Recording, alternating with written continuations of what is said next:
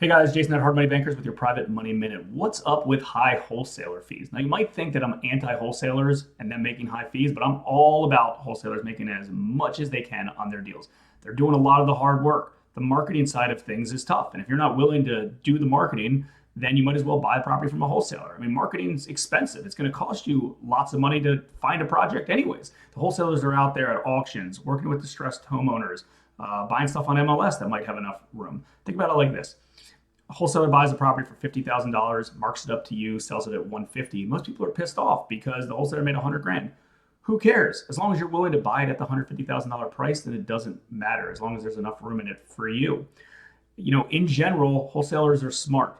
They're going to want to sell you properties that still work so you can make a profit and you can go back to them to buy multiple properties over and over and over and over. So I wouldn't worry too much about how much they're making. Just make sure it's not your numbers work great, and then everyone's happy.